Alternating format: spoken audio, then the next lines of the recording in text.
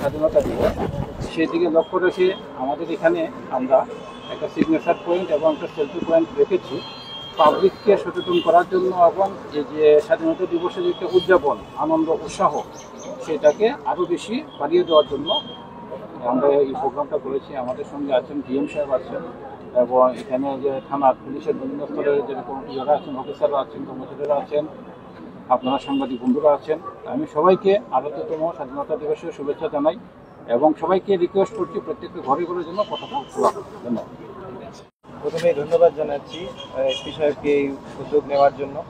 আপনারা জানেন যে হরঘর তিরঙ্গা প্রতিবারের মতো আমরা এই বছরেও করছি, যেটাকে আমাদের স্বাধীনতা দিবসকে সামনে রেখে এই বছর 9 তারিখ থেকে বিভিন্ন ধরনের কর্মসূচি বিভিন্ন ডিপার্টমেন্ট করছে, বিভিন্ন গ্রাম পঞ্চায়েত স্তরেও এই ধরনের কর্মসূচি আমরা প্ল্যান করেছি। প্রত্যেক ডিপার্টমেন্ট কিছু না কিছু কর্মসূচি ওনারা করছেন।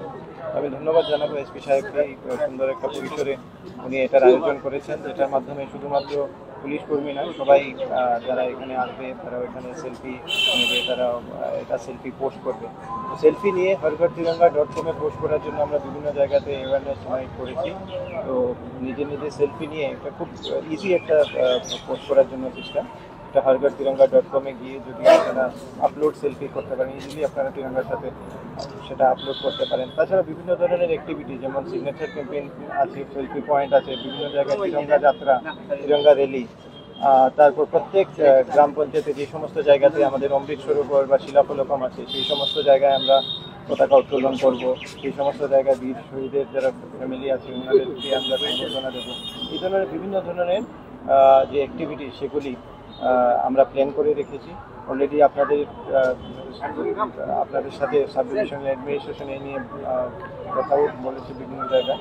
তো আপনাদের ধন্যবাদ জানাবো, আপনারা এই ধরনের প্রোগ্রামগুলি আপনারা কভার করছেন। আর তার মাধ্যমে একটা যে অ্যাওয়ারনেস সেটা জেনারেট হচ্ছে।